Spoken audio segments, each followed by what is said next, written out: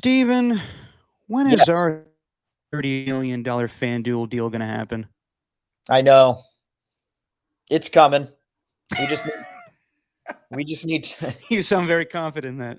yeah, we just need to get Ian Rappaport and Aaron Rodgers, Sham notoriety, Sharania.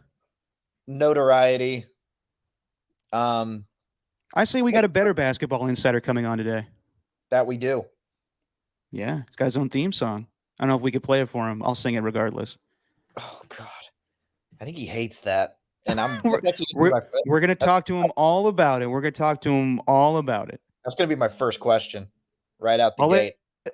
I'll let you ask it then. I'll let you ask it that because John Yes, Dickinson is going to join us yes, at 4:45. So let's get to it, Steven. Did you like that Steph Curry was? But first of all, let me introduce the show. If you're watching it for the first time, just your opinion, man. Steven, Derek, me, Steph Curry, forcing the ball last night. yeah. What about it? Listen, Steph is going to break this record, and it's going to be great. But I do you like how you really just need to wanted, go? I like how you just wanted to come in hot with a Steph take, like right out of the gate. I love Steph Curry. You can't hate the man, but like, did we really need to go for the record last night? Do we it's just if they were playing any other team, they would have got beat last night. They were just so focused on giving this Steph the record last night. If Damian Lillard plays that game or CJ McCollum plays that game, I think they lose. They're lucky that the Trailblazers are bad right now. Well, yeah, that's because that if didn't happen. If Dame or CJ were playing, they probably wouldn't have forced it like that, but they were playing nobodies. Not even Anthony Simon was on the team. Norman Powell was their leading guy. So why does it matter? They won by 10. Who cares? I don't know. It's just like I don't want like it's just the whole thing was kind of weird. Like they had the It tracker was. up with Ray Allen. Yeah. And I get it; it's on a nationally televised game. It's ESPN, but I just didn't like the way Steph was forcing it last night. Just let the record happen naturally. Yeah. No, I agree. I'm with you. And I didn't understand why people actually thought he was going to make 16 threes. Like, Seriously, people just assumed, oh, yeah, he's going to make 16, no problem. And his first, four shots were threes. And I think he went 0 first, for 0 yeah. for And 4. I think two of the first 5 possessions were just drawn up plays to get Steph an open look. And he airballed the first one. After he airballed the first one, Steve Kerr should have just been like, okay, we're not chasing records. We're playing with Joe, you know what I mean? And then there's a little play on words. We're not chasing records. We're there just to get this W. Let's move past it because there's no chance that Blazers team was getting that win yesterday since their offense is run through Dame and CJ. But good God, man, I don't want to watch that again. Watching Ben McLemore just line drive threes, it was so Yeah. annoying watching that team yesterday. It was just not a good game, an uninteresting game overall. Now, it would have been interesting if Dame did play because Steph likes to have his biggest games against Dame, and I wouldn't put it past the realm of possibilities. Say again. And Dame likes to have his big games in the Bay Area. Well, exactly, and that's why I think that he probably would, if Dame was playing, it would have been interesting how much Steph Curry would have felt obligated to get that record last night because I'm sure there is a part of him that's like, listen, you claim Oakland, but I really, I am the guy that plays in Oakland. Not anymore, actually, but right. I don't know. I just thought it was weird last night. They just didn't feel like themselves. They were gunning for the record. They won the game. I'm happy about it, but I just didn't like the whole process of it. I thought it was Mark Jackson, even at one point, was laughing at Mark Jones, just being like, are we really going to like say this every time he hits a three? He's got to hit 16 tonight. You're really backing up Mark Jackson? It's one of those times I'll do that. Quite a wagon that you hand down, man down. He's so old and played out. I'm tired of Mark Jackson on that broadcast. I don't even watch ESPN anymore. I'll only watch TNT. I'm tired of watching Mark Jackson. And he doesn't do anything for me anymore. It's just so boring and droll, and you know what he's going to say, and he states the obvious every time. At least Jeff Van Gundy comes in with like a drunk uncle take every single time. I like the way that Steph wiggles his shoulders when he scores. That's a cool dance. I think I could do that dance. He kind of sounds like that, even though he just won the big leads, like Sportscast Analyst of the Year or whatever. And I think But in the very next game, Jeff will say, why does he have to wiggle his shoulders like that? Can't we just play like we used to back in the day? Yeah, yeah, yeah. So, all right, because I agree with you. The record's going to be broken anyway. Does that take away from it at all, though? Does that take away from, because it just doesn't feel like it has that. Like, I know they're putting the counter on it and everything, and they're trying to make it a big deal, but to fans, it just doesn't feel like it's that big of a deal because, well, he's bound to break it anyway. It was only a matter of time, so it I, just kind of makes it less special. I don't know. to me, it's kind of like Bonds getting the home run record. You know what's Yeah, going to no, happen eventually. well, that was so much more. There was so much more around that, though. It felt like, I don't know. Maybe it's because there wasn't social media and nobody was talking about it Yeah, really. because you actually had to watch the games back then. As he did, and maybe it's because, I don't know, every time he'd go up to the plate, you'd have the cameras flashing, and you just don't see that anymore because our the cameras are good enough where you don't need a flash and it could just focus on the court. Like, we're not going to see that again with Barry. The No, type of thing with Barry with the cameras and the lights, it made everything that much more cool, I guess. I don't know. It's just the record last night, and maybe it's just because we've been talking about it so much, and it's going to happen at some point in the next 3 games on their road trip, whether it's Philly, Indiana, I would love Indiana. but New York, getting it That done w- in New that would York, be cool too, but to or do it to do it in Indiana where Reggie Miller was a star, that would be huge. right, or what if he does get the 10 threes in that next game against his brother Seth? That'd be That pretty would be cool. great too. And Dell's there, and I don't know if Charlotte's playing a game that night, but that would be awesome if it was a family affair and everything. Yeah, that would be great. Yeah. I'm just saying, let it happen naturally. You don't need to force it. It doesn't need to be you're on ESPN tonight. You're going up against Damian Lillard, even though he's not playing. Mark Jackson, your former coach, is watching you. You better do this tonight. It just felt like, why does it need to be tonight? Why do we need to do this tonight? Well, it's a good thing that Seth listens to this podcast, and I'm sure he listens to you, and You he's mean going to be Steph? playing.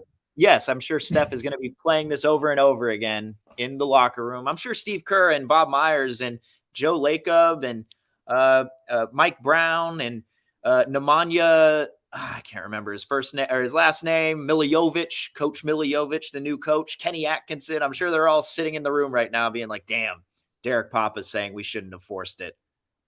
Oh damn, you're sassy today. Look at you. I am. Wait. Did I wake you out of a nap right now, Mr. Bedhead? Yes. And that's not bedhead. That's a shower, dude. That's a shower. That's how long my hair is. I gotta go get a haircut. But I don't know, man.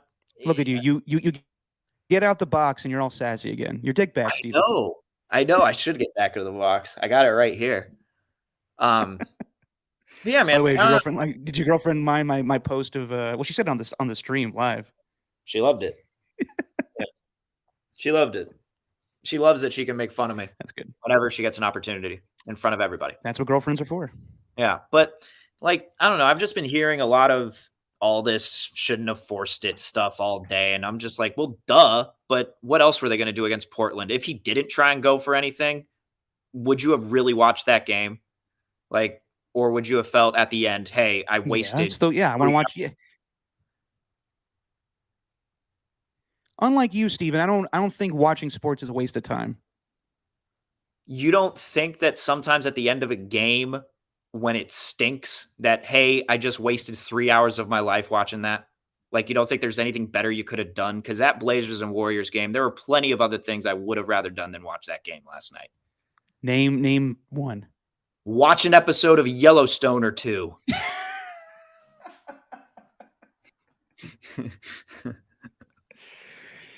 Let's hurry up this game, guys. I got to see if Kevin Costner is going to get this land back. Exactly. It's very intriguing. Yeah. but I don't know, man.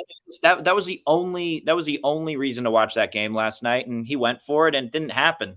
It will. Well, if you're a Warriors fan, why not watch the game? He could have broken the record last night, but I think it's ridiculous to expect that. 100%. I took the over on his prop though, 5.5. He had 5.5 made threes. He made 6 in that one. Well, there you go. You know, see, so that's not a waste of time. What are you talking about? It's not a waste of time. Yeah, time is money. So, you know what did make me laugh was the 3-point attempts that they showed, because Clay obviously has the most attempts in one game with 24, but that's because he was going for a record. Steph has 22. And that was because he was playing that last game against the Grizzlies, and it was balls to the wall. Like, you need your best player to put the ball up. There's nobody else you can trust in that situation. They need a win here. But then the other two right after Clay were James Harden, and he's just doing it in meaningless games with the Rockets. He was just taking 22 threes because that's what James Harden was doing at the time. There was no rhyme or reason for it. It's just because he's a ball hog and he just needs to jack up three. That's all he could do. Actually, one of them was against the Warriors where I think they won by 1. It was like 135 to 134. So he had a point to prove. Yeah. And then J.R. Smith is up there too. Yeah, that's surprising. That's surprising. Yeah, the Knicks in 2014, and they lost. They didn't even score 100 in that game. Yeah. Real quick here before we get John Dickinson on to join us. We'll do our Wings and Wangs segment after we're done with John Dickinson. But the game is going to start in 30 minutes. I don't know if we'll get to it before JD hops on. Real quick, your pick tonight, Steelers at the Vikings. Who are you taking? I'm going to take the Vikings on this one. I think it's a bounce back from that game in Detroit. And I think the Steelers, I mean, didn't they play on Monday Night Football? No, they played on Sunday. So it's, they both did, but whatever. Yeah, I think the Vikings. I'm going to take the Steelers because I think that their defense is really good, probably one of the better ones in the league. I think TJ Watt is on his way to getting Defensive Player of the Year and possibly breaking the sack record himself. The Minnesota Vikings don't have Adam Thielen tonight. They're missing a lot of their defensive players, and it sounds like Dalvin Cook's going to gut it out and play, but I don't know how many carries he's going to get. So I'm taking the Pittsburgh Steelers to win tonight. Dude, the NFL Twitter account did something that made me angry, and I've been trying to back up Kirk Cousins too for a while, and they're using his touchdown to interception ratio to say put some respect on his name, but the dude lined up under a guard in a hurry-up offense in the fourth quarter when the game was on the line. I'm sorry, but I'm not going to put any respect on his name no matter what the touchdown to interception ratio is. Like, he's 5 and 7. He's having a good season. Yeah, he's having a good season, but his team stinks. So, and he's doing it with like the best receivers in football, damn near. I think Adam Thielen doesn't get enough respect as who doesn't get enough just because Justin Jefferson kind of overshadows him. I think Thielen would be the number one on a lot of teams this year. Yeah, possibly. I don't know. I think Kirk Cousins is a pretty good quarterback. I think that, that touchdown interception ratio is nothing to sneeze at, Steven. But yeah, I know. But I just it's just always put some respect on Kirk Cousins' name. And it's just like, dude, I'm tired of looking at the touchdown. Well, he doesn't get to the playoffs enough. Yeah. No, I'm with you. Real quick here. Raiders. We talked about this a couple weeks ago. How, we laughed and, back in the day, the good old days, it was Seabass and Shane Leckler as the best players. And you were talking about how Daniel Carlson and AJ Cole could be those next guys. Sure enough, they get inked up and they're there for the long haul. Yep. I mean, who else do you trust right now on that team to give an extension? It ain't Derek Carr. It ain't Josh Jacobs. It's the kicker, man. I mean, he was so big in that game in Dallas, knocking down every single field goal. He was such a huge reason for winning that game. I love that.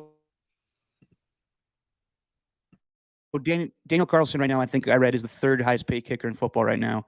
Where's AJ Cole? He ranks amongst the punters. Now? Ooh. Right now, I mean, actually, I didn't see how much he got. How much did AJ Cole get? Regardless, the Raiders feel very strongly about their special teams, and that's where they want to put their money towards right now. Yeah. Interesting timing, but I guess it's best to do it now. Were they going to be impending free agents? I think Daniel Carlson might have been. I'm not sure. That's weird. I haven't really looked into it too much. I was just so happy and filled with joy and jubilation. I was just, I'm not even going to look up any of the statistics here. Yeah, so AJ Cole currently leading all punters with an average of 51.1. And I don't even need to look at the numbers with Daniel Carlson to know that he has to be one of the better kickers in the game just because of how accurate he's been. I've never felt bad with Daniel Carlson going up to kick a football for a field goal. Like, never had any. I like that. I like it. And he's the third highest paid kicker right now in the league. I just said that. Maybe by the end of that, by the end of that, my internet's kind of crapping out too. I don't know what's going on, man. I'm sorry. No, you're all good, man. We were waking up out of a good snooze. It's all good. I was in a snooze in a shower. I'm sorry. I'm sorry And I put you through this podcast where you wake up early every day for the morning show and then have to come around to do this. But I think by the time that his deal is done, I mean, it's going to look hell of a lot better than that deal Robbie Gould got and the way that he's looking right now with the Niners. Like, that's the other comparison that everyone was looking toward. And I don't know. I'm into it. I like it. All right. Fair enough. Did you see the trailer for Winning Time? The story of the Lakers dynasty. We'll bring this up with JD because he's a big basketball guy, obviously. Yes. But this is the show that has gotten a lot of buzz lately because apparently it's caused the rift between Will Ferrell and Adam McKay. It looks great, and Adam McKay and John C. Reilly are fantastic. The cast looks great. It's all about the Lakers in the 70s with their sexcapades and winning championships. But yeah, what'd you think of seeing the trailer today? Trailer looked awesome. Yeah. It looked great. Every one of those HBO trailers looked great. But I also remember thinking the same thing about that show Vinyl. Vinyl, okay. I will die on this hill. Vinyl is a great show and was ended way too soon. Good Lord, that's the hill you choose to die on, huh? I will die on that hill. That's one of the best shows that died way too soon. You are going to die lonely, my friend, because that was Did you watch it? Show. Yes, it was awful. I was captivated. Bobby Cannavale trying to get right with his gambling problems. Ray Romano, his best friend, and they're meeting, different bands every week. Led Zeppelin comes on. Alice Cooper comes on. I loved it. Yeah, terrible portrayals of those bands. I don't know. I remember Vinyl. It wasn't the best. Dude, I remember being all about it. If we're going to go back to old 95.7 times, I was working nights with our boy Aaron, and that's a name I haven't heard in a long time. And we would take Bart home because, he would live in Oakland, so we'd take Bart at the same time. And we were I remember like being so excited about the show Vinyl because we're all like, we were big music guys, so he's like, "Oh man, have you watched Vinyl yet? Have you seen that?" And he's like, "Oh no, I haven't seen it." I was like, "Oh, it's such a good show. It's so promising." And then like toward the end of the first season, it was just a dud. So I'm hoping this Lakers TV show doesn't turn out like that. And knowing that it's Adam McKay, it probably won't, because Adam McKay just makes nothing but good flicks. Yeah. And it's interesting, I work right near the Forum, so it's now watching the trailer, I'm like, oh shit, that's, the Forum. And apparently that's one of the best basketball arenas of all time. So it'll be interesting to see how they fix it up and shot in there. And I'm assuming they shot in LA. So it'll be fun to watch. I guess the reason that they didn't want Will Ferrell playing Dr. Buss was they thought it was going to be pretty much him playing Jackie Moon. And they wanted it to be like an actual portrayal of the Lakers back then. So it's gone up another level. It's gone from just he doesn't look like him to now we thought he's going to be Jackie Moon. That actually makes sense.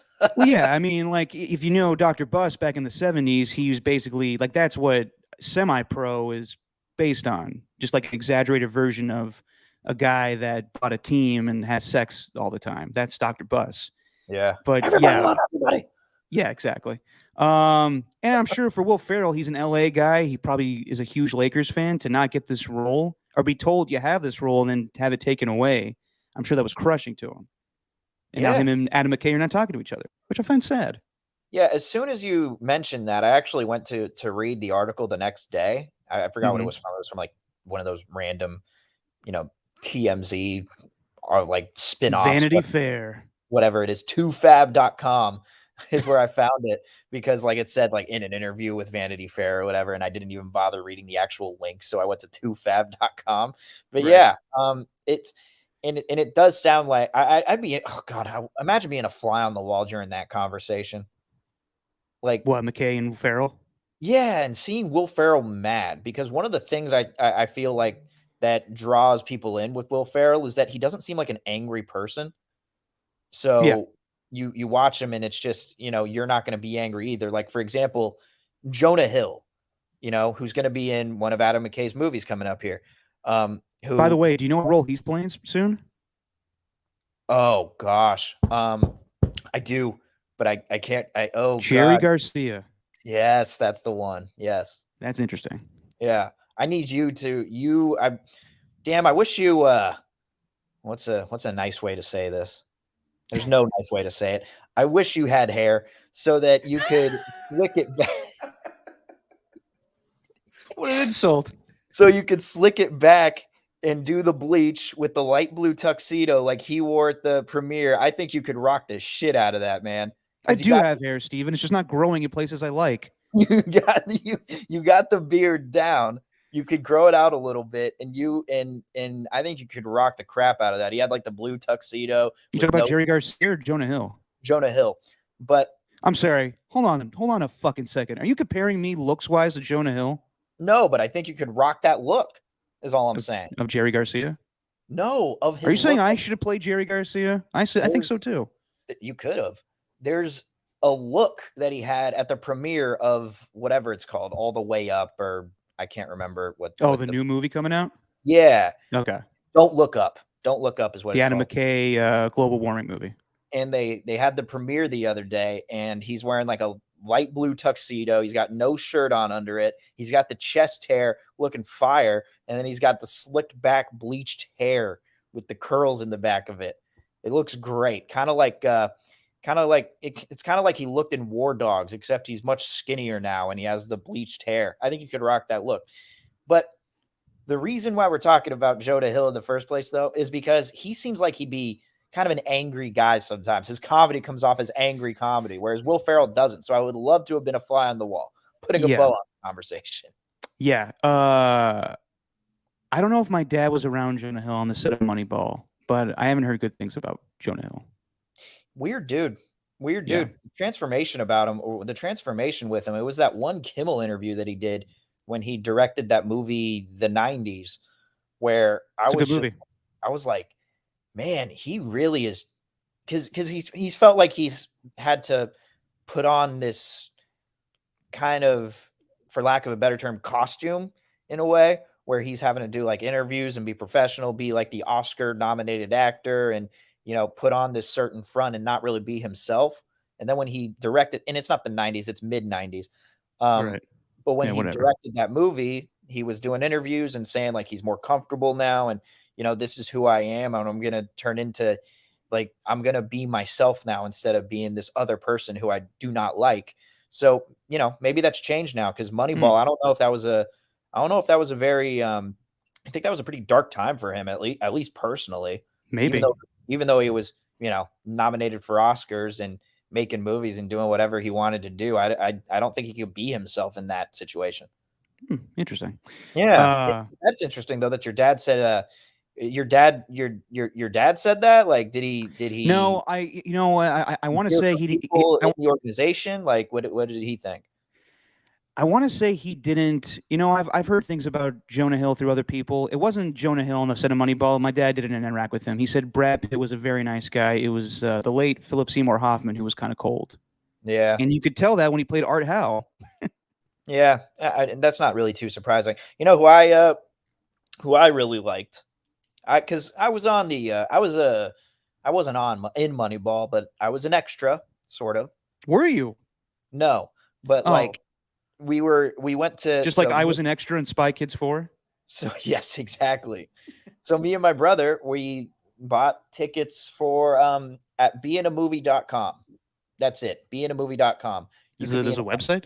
Yes, you could be an unpaid extra, and they were taking people who were going to be in the crowd. Sorry, is there like a sleep with a supermodel.com too? Like what website is that? Beinamovie.com. It seems so fake, but it was real. And we went to the Coliseum and stood in line and waited to go in and be the crowd at night, because they needed a night game. And it's the play where the specific play I remember was when Miguel Tejada fumbled the double play.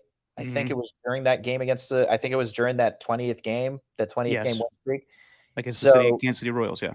So we're sitting in the stands. We're like behind home plate, and it's like just a portion of people out of all the extras. You have a portion behind the home plate. You had a portion in the outfield. You had a portion somewhere else. I can't remember.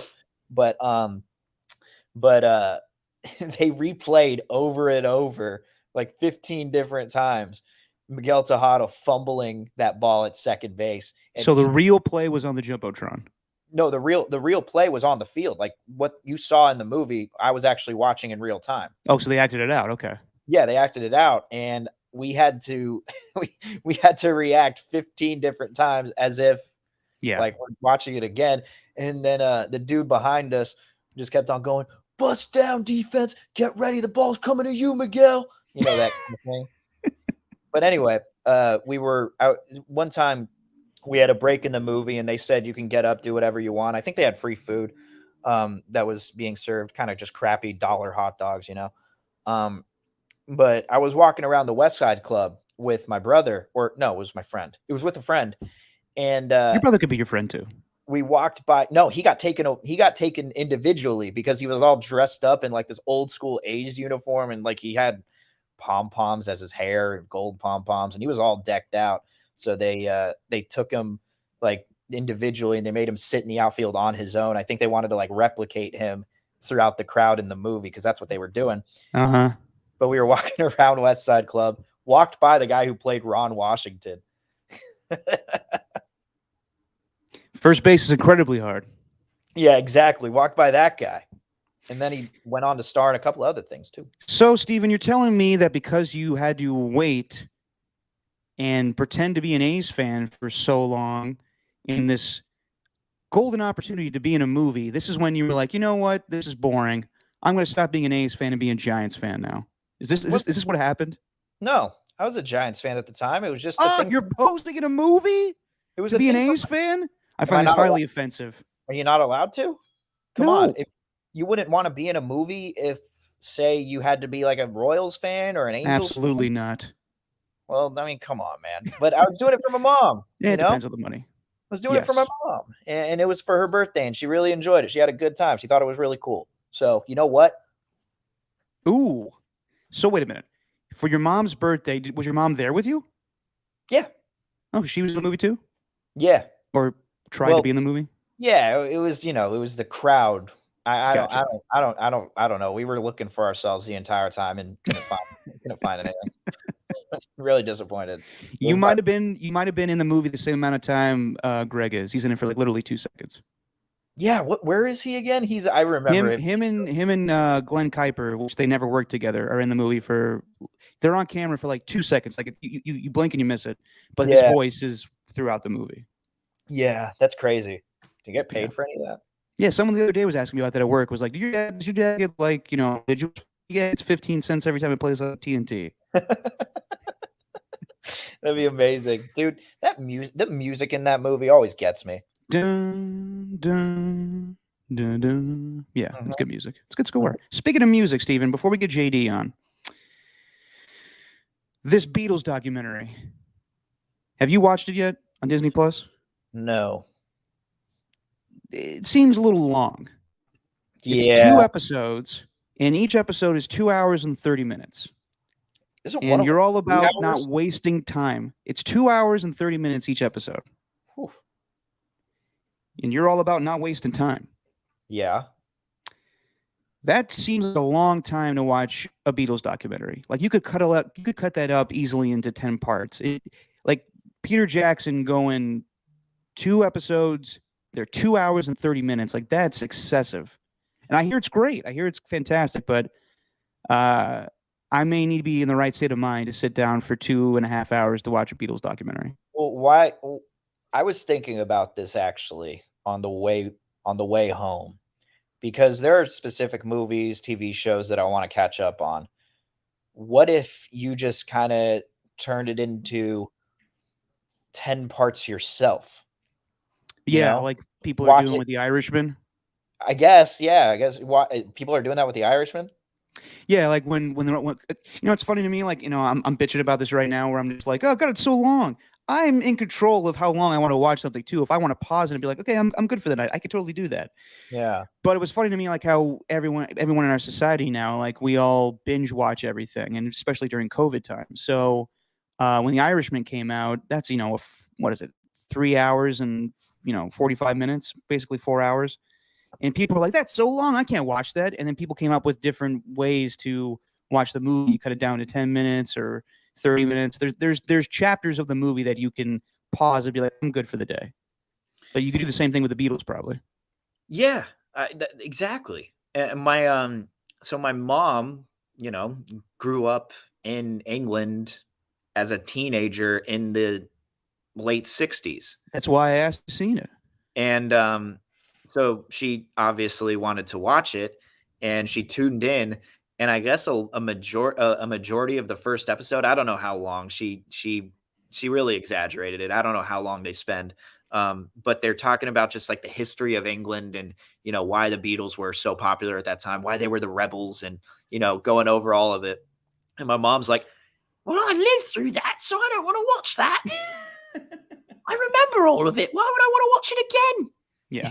It's like I remember, we're gonna have JD on, and his Warriors postgame, or previously Warriors postgame partner, Matt Steinmetz. I remember when we were watching The Last Dance and everyone was talking about it. I remember Steiny being like, I mean, I lived through that. I don't need to watch any more of that. I know what's gonna happen, Yeah. and all that stuff. So that's kind of how my mom was with Get Back. She's just like, I already knew what happened there. I want to watch behind the scenes footage of the Beatles. The one that she really raved about was that Rick Rubin show with Paul McCartney.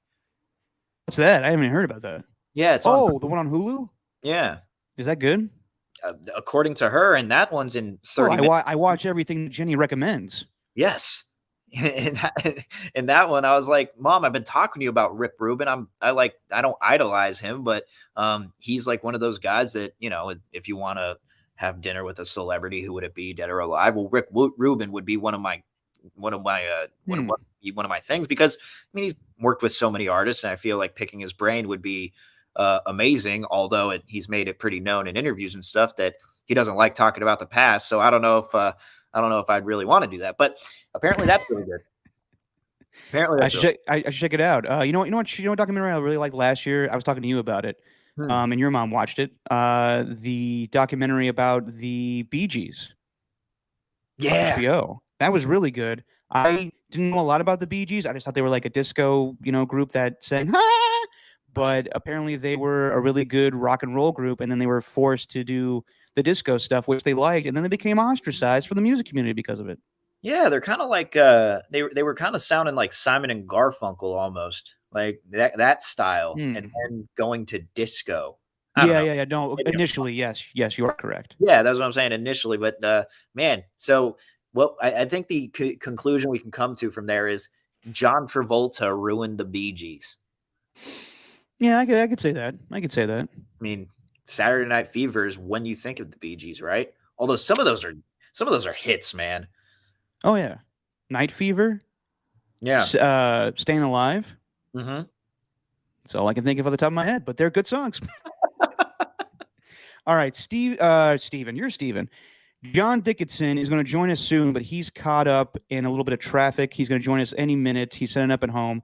In the meantime, and in between time, until we get JD on, let's do the wings or wangs. You ready? Yes, I am. Well, there we go. Okay. All right. Week 14 in the NFL. We already did our first pick for the Thursday night game between the Vikings and Steelers. You're taking the Vikings. I'm taking the Steelers. This is right up your alley, Steven. Jags at the Titans. Who you taking? Titans. I'm taking the Titans as well. Seahawks. Okay, hang on.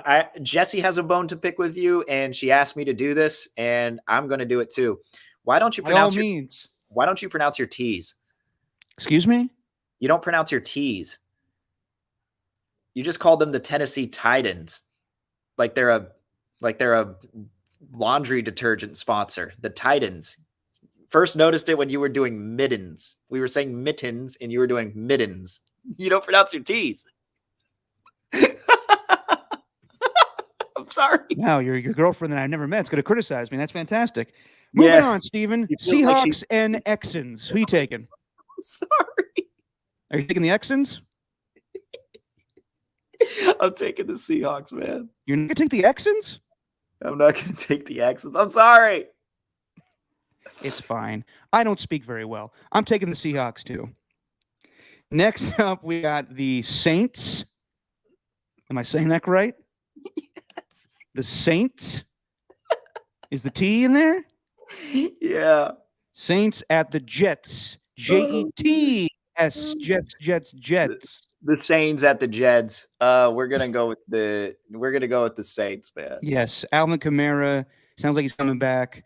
I guess the whole running back room has COVID right now. Or I guess just Mark Ingram, but Ty Montgomery's out. There's Regardless, so much going on with that, by the way. yeah, I know. There's way too many to keep up with. I don't. Apparently, we'll get. Sorry, go ahead. Masai Ujiri, from the Raptors, president of the Raptors. I think that's how you pronounce his name. He's got COVID? He just tested positive for COVID. It got reported like maybe an hour ago. Oh, Jesus. Yeah, Keenan Allen, Mike Williams. We don't know what's going on with the Chargers there, but I'm with you. I'm taking the Saints. But yeah, a lot of COVID stuff happening lately. Yeah. Falcons at the Panthers. Oh, that's a tough one. I know. I'll go with the Falcons. Are you? Yeah. They're away, aren't they? Yeah, I'll still go with them. I think the Falcons will win every now and then. I don't know, dude. That's a tough one, but I'll go with the Falcons. That's a toss-up. All right, taking the Falcons. I don't think Cam Newton's back. He's definitely not back, but I'll ride with him this week, even though they're coming off a bye. They're figuring out their offense without Joe Brady. They're figuring out their offense without Christian McCaffrey. But what the hell? I'll go with the Panthers. Wow. All right. What else we got here? We got the Cowboys at the football team. Cowboys coming off their win against the New Orleans Saints, and the football team is coming off the 4-game win streak, last win against the Las Vegas Raiders. Steven? Yeah. And I mean, these NFC East games. I mean, tonight's game is actually pretty big, at least in terms of the conference. But these NFC East games are going to be played between the Eagles, the Cowboys, and Washington. They're going to do a lot to determine the NFC seeding. Dude, I'm trying to pull it up right now. Oh, okay, I thought the spread was a lot less. I thought the Cowboys were giving them 2.5. Turns out they're giving them 4.5. But I'm taking the Cowboys here, no doubt. I think the Cowboys win in Washington for sure. Even though the Cowboys are the better team, they always have hard time. This is one of the bigger rivalries in the NFL against Washington. Yeah. Say it right, Steve Levy. I'm going to take the football team. Washington, that is. Yeah. You're going to take Washington. That's interesting. I am going to take Washington. I'm going to have them win 5 in a row. Yep. Wow. All right, let's go quickly here. Yeah, we got our guy. Raiders at the Chiefs. Yeah, I'll take the Chiefs. Yeah, unfortunately, I'll take the Chiefs as well. Chiefs are giving 9.5, though. Would you take that 9.5, Derek? Would you lay the points with the Chiefs, or are you taking the points with the Raiders? You know, it's something about the Raiders when they play on the road, they play a lot better. So I think they could cover that. Yeah. Sorry, just texting with John Dickinson. We get this thing ready to go here. Got him. I'm gonna take the Chiefs though. I'm gonna take the Chiefs to win that game. All right. Let's finish up the rest of here really quick here. Ravens at the Browns. They played a couple weeks ago, and this is strange. The Browns, their last 2 opponents will be the Ravens because they've had a bye in between. It's very rare in the NFL. Yeah, and I'll assume that I don't know, Nick Chubb. I don't know if he's going to run 7 carries for 14 yards again or whatever. Crazy, probably not. But probably I'll go with the Ravens on this one. I think the Ravens won that game. I'm going to take the Browns. This is the first time we've differed on a lot of games. Yeah, Browns are favored by 2.5, but I think that Ravens can win away. All right, we got the New York Giants. Daniel Jones is not playing. We don't know if Mike Glennon and his huge neck are playing either. And we don't know if Keenan Allen or Mike Williams are going to play either due to COVID. Oof. I'm still taking the Chargers, though. I think they could win that one. Me too. I had to pick up Jalen Guyton in our fantasy league, too. Oh, I'm out of that. Lions at the Broncos. Broncos. Yeah, Broncos as well. Bills coming off their defeat on Monday night against the Patriots, which they ran every single play. Wouldn't be surprised if the Buccaneers pass every single play.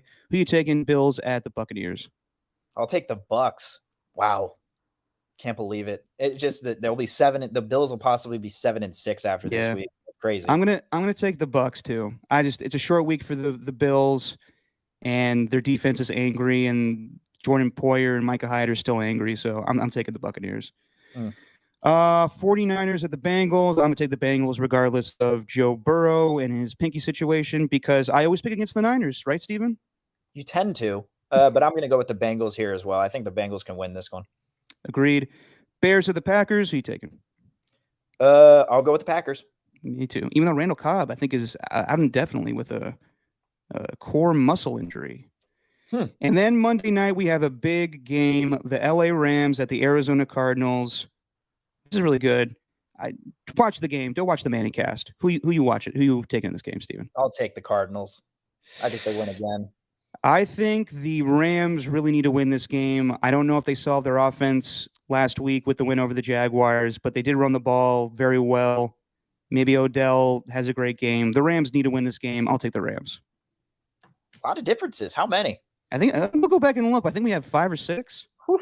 And each of we had 2 different last week, and I stupidly cannot count because I said, well, we can't tie then. Of course we can. All right. You don't believe Let's in bring ties, in our so. guest. Sorry, what you say, Steven? You don't believe in ties. I don't believe in ties. Ties are stupid. Shouldn't happen in the NFL. All right, we made our guest wait way too long enough.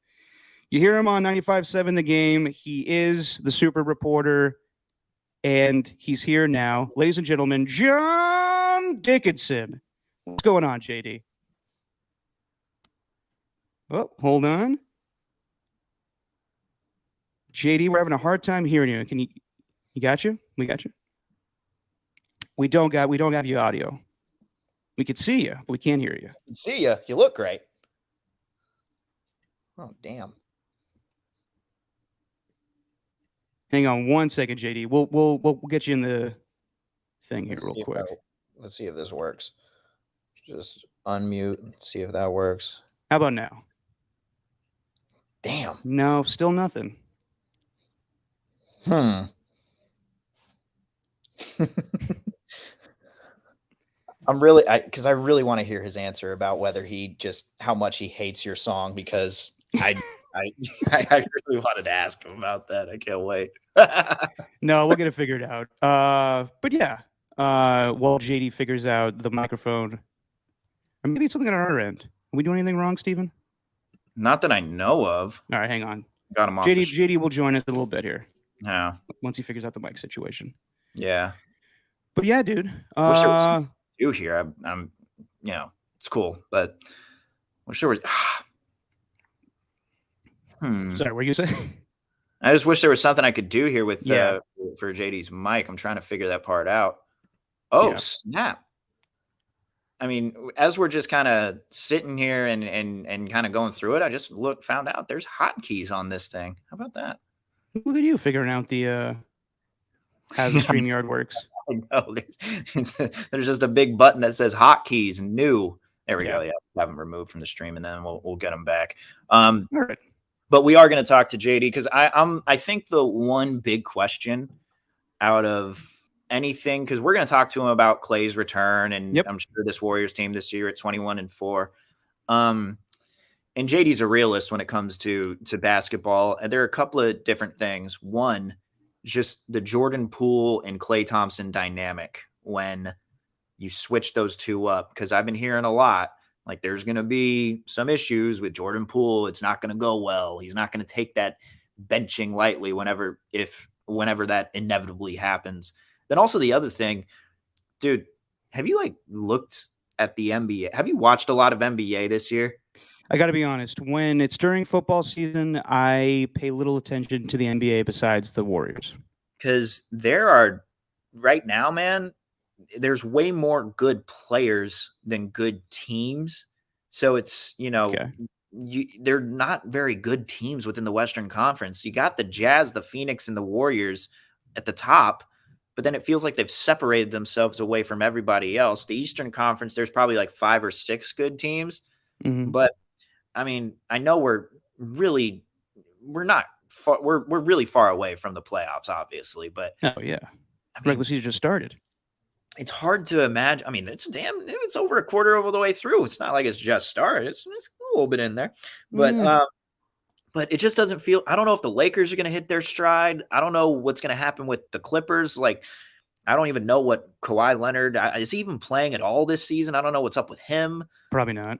The Suns are the ones that look like the biggest threat to the Warriors right now within the Western Conference. But man, I mean, when people say that this is a championship team this year, they have a chance to make the championship. I don't doubt them just because of how bad these other teams have been around the NBA this year, man. It's really kind of, it's not wide open this year. The Warriors look like they've gotten to that next level that not a lot of these teams can get to. It's really, well, you see a lot of teams that are like, 500 right now, teams that were expected to win. I guess the Lakers, I don't know. But yeah, I mean, the Warriors right now look leaps and bounds better than most of the NBA teams right now. I mean, I didn't watch the game. I really don't know anything about it, but the Brooklyn Nets lost to the Houston Rockets last night. It's early in the season right now where that stuff happens, but I don't know. It's weird. Isn't it? There's not a lot of what, I mean, I don't, okay. You know what? I have to look this word up just to make sure I got the definition right. Yeah, there's not a lot of parity right now within the NBA. Yeah, parity? Is that what you're looking up right now? Yeah, I just looked that up. I just wanted to make sure I got that right. I wish I could do that. I wish I could do that on my 5 a.m. show in real time. But I think it reminds me a lot of these teams within the National League, at least within the top, because it feels like there are maybe 3 good teams every single year, at least at this point. And, it's the Dodgers. The Braves are most likely going to lead their division. And I don't know, someone within the NL East. Maybe I'm wrong here, but I don't know. It just feels like it's pretty well set up here for the Warriors to make a run already just because of how bad these teams have been so far. 25 games in. Yeah.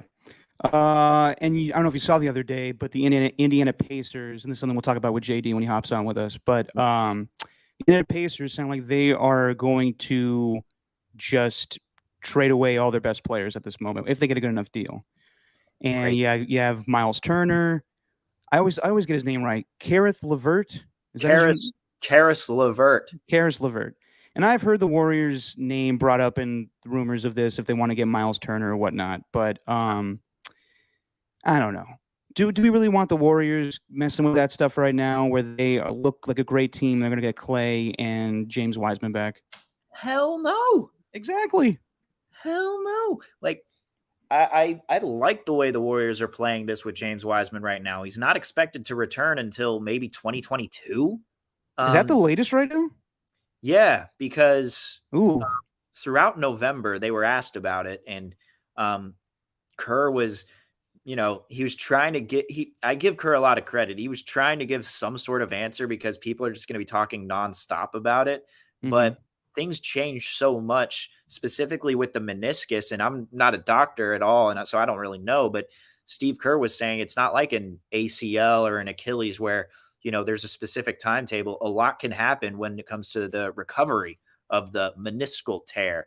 And it turns out that there's maybe been I don't know if there's a setback in his recovery. They haven't really been specific about that, but it's looking like he's not going to be there until 2022. And we're just using the reason why we're saying that. It's not because Kerr said, yeah, we're going to wait till next year. It's because he hasn't even participated in 5-on-5 scrimmages yet. And even when you do that, you're not even that close. And I kind of like that they're doing that because there's no point in rushing this dude back who's gained. I hate how they use this, by the way. He's gained 7 to 10 pounds of muscle.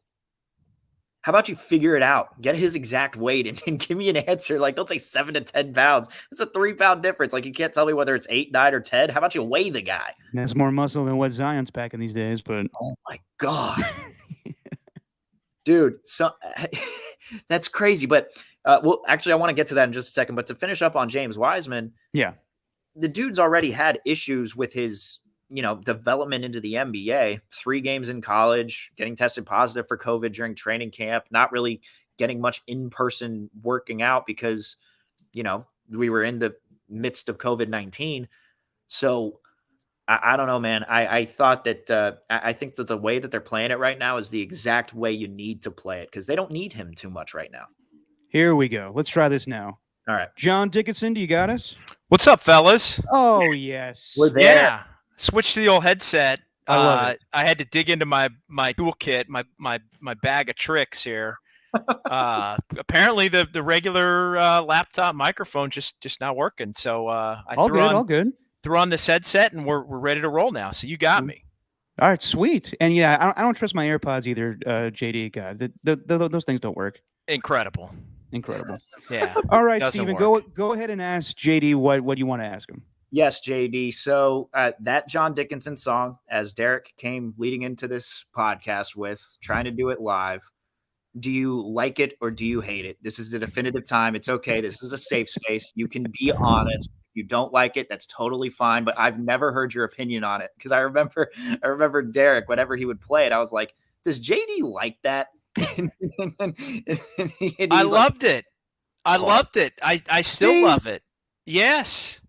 I loved it, my man. But the only issue I had with it, and I said this to anybody that asked, and a lot of people asked, believe it or not, kind of but more than I would have ever anticipated. But I think that's a testament to the general popularity of the song. But it did get a little played out. And I know the intent was not for it to get played out, but because it was so good, and look, this was to no fault of Derek's, it was to no fault of my own, it got played out. And so that aspect of it did become a little bit grating, but the song itself, when used in moderation, was tremendous, and I loved it. Derek's a talented dude. There you go, man. Thank you. If I remember correctly, when it first came out, you were like, I love it. This is like a David Letterman bit. But like a David Letterman bit, it got a little played out. Yeah, exactly. Like the top 10. Yes, exactly. I love the top 10. Yes. Oh, great. One of the best late night sitcoms, or not sitcoms, but late night talk shows of all time. JD, we want to talk to you about, what's going on with you lately and, all different stuff. But let's talk about the Warriors. The game last night, you were there at the Chase Center, Warriors and the Trailblazers. I saw your tweet. You said that the feeling at the arena was that Steph was going to go for the record last night. And he did. He was, 6 to 17 shooting the three. You, as a guy watching basketball for most of your life, did you think going into that game, it's kind of insane to expect this? Yes, I did. 1,000%. But they were playing the Portland Trailblazers without Damian Lillard and CJ McCollum. And so at that point, what other storyline are you going to try and conjure up for that game? So I think that's why on the radio it was a big talking point for 2 days. I think that's why everybody was writing about it, and Steph was getting asked about it on Monday night, and Steve Kerr Monday night after the game against Orlando. I think it was a case of, hey, the Warriors are great. They're 20-4 going into that game, and there isn't a lot to talk about before this road trip. And the Portland game's kind of a dud on the surface. So, hey, can Steph break 2 records? Can he break Clay's record and the all-time record on the same night? Wouldn't that be something? And so I think everybody got a little over their skis with the anticipation. I think Steph got caught up in it. I think he clearly went out there thinking, I'm going to try to hit 5 or 6 in the first quarter. And if I can hit 5 or 6 in the first quarter, then we got action, and maybe I can chase this thing all night. But He started 0 for 4, and I think had 2 at the end of the first quarter. And at that point, you pretty much knew it wasn't going to be his night. Yeah, was that the moment there, right there, JD, where everyone kind of felt just, okay, this isn't happening? Was it after the first quarter, or was it after he missed his first 4 3-pointers? Was it after the just opening possession air ball that he had? Was it after that? Like, when did the fans know, okay, this probably isn't going to happen? Yeah, I think it was probably toward the end of the third quarter when he came back in, and it was clear, hey, he's got to make 10. I mean, it did feel like the whole first half. I think most of us thought, all right, it's going to be a long shot, but hey, if he can get 3 or 4 in a row, then maybe he can make a run at it. I thought the other interesting thing was the game was actually close enough to where, he's going to have to be in the game. Yeah. But part of the reason the game was close, I thought, was because he was kind of chucking for the record, and they weren't just playing team basketball. I actually even asked Steve Kerr about that after. Said, hey, as much as it would have been an unforeseen night, in NBA history to get it, did you think, you guys played did it affect the way you were playing from time to time? And he kind of brushed it off. He didn't think, and actually went on to credit how well they played overall, except for the fact that they weren't making shots. So I think Steve Kerr didn't want to get caught up in what everybody saw with their own eyes, which was he really was gunning for the record. There was a buzz. I know you guys know this. There was a buzz in the building where every time he touched it, it was like the fans wanted him to shoot it. Like it was that kind of almost an exhibition, or hey, it's a 30-point game and you got a guy going for a record, something like that. But from the opening tip when it was 0-0. So it was a really weird vibe. I think if he had made a few early and not gone 0-4, if that had been a 3 of 4, or he would have had a 5 of 6 first quarter, would have been off to the races at that point. Yeah, and you could see it in his body language last night. And then the fourth quarter when he was sitting on the bench, I just got the vibe like he really wanted it tonight. And it's just a weird feeling. It had the team kind of in a funk. Like, I know they're playing the Portland Trail Blazers and they're not very good, but like everything was just thrown off last night, just trying to get that record. They won in the end, but I thought it was a weird thing last night. But as a basketball fan, JD, when the next 3 games are going to be on the road, where would you like to see him break it between Philly, Indiana, and New York? I think Philly or New York. I think it would be unbelievable if he broke the record on Saturday in Philadelphia, where obviously the Warriors franchise started, and against a Sixers team that is one of the better teams in the league and in the Eastern Conference, and on ABC, a nationally televised game that the whole country's going to be watching. It's in that 8:30 Eastern, 5:30 Pacific window. It's the first game, I believe, of that package for this season, that Saturday night package, now that college football, in terms of the conference championship games and everything are done. So it's that first Saturday where it's something other than college football for a while. And I know the NFL is going to get in there in the next few weeks too to close out the season, but it's just almost if ABC could have drawn it up perfectly, it would have been allow for Steph to have a monster. It's still, look, he's still got to hit 10. So it's unlikely he does it tomorrow, but 10 is, he's hit 10 in a game before many times. It's not 16. So I think that sets up for some drama against a real good opponent. I would throw the Indiana game out of there. I mean, they got a bunch of guys in the COVID protocols. I mean, that game's kind of a dud right now. Rick Carlisle went in today. Like, they might have half their team not able to play in that game in Indiana on Monday. So I would almost throw that game out. And if it doesn't happen on Saturday, I mean, what better spot than Madison Square Garden to do it in what would be another nationally televised game on TNT? I wouldn't be surprised, knowing Tom Thibodeau. He just wouldn't want that record to be shot against him, so he'd probably just blitz all 5 guys on Steph the entire game. We'll just leave Poole and Kevon Looney open and let them get theirs. But we are talking about just his all-time record and the allure of it and how fans are viewing it. And the comparison that we were making, and at least that Derek was making, was to Barry Bonds and his all-time home run record and the excitement that was surrounding that. And to me, it just felt like there was more excitement with Barry Bonds' record compared to this one with Steph. It's just a weird feeling, because it feels like we've known he's been going to do this really since he started, scoring 400 threes a season, really. Like, do you agree with that? Or do you think the excitement is still there for that 3-point record? I think there's excitement. I think, anytime you're talking about the home run record, a home run record in baseball, I mean, that is one of the most, just hallowed, sacred. I mean, you're talking about Hank Aaron, for crying out loud. Or, or you're talking about, Babe Ruth, who is, I was actually there the day at the Coliseum in 2006 when he tied Babe Ruth, and then a week later I was at the game in San Francisco when he passed Babe Ruth in 2006, and that whole chase was just unbelievable. I mean, it really did feel like you were a part of something that tied back to the 1920s, right? I mean, back to just almost a bygone era of the game in the 20s and 30s, starting. So I think the home run record in baseball is incredible by comparison. I think that, the 3-point shot in basketball has only even been around 41, 42 years now.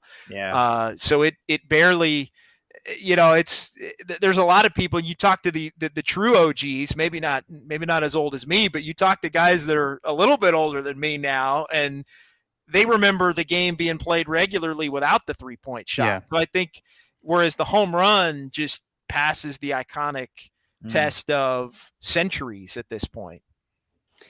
Yeah, that may be a little hyperbole on my point, but I'll bring this up too, though.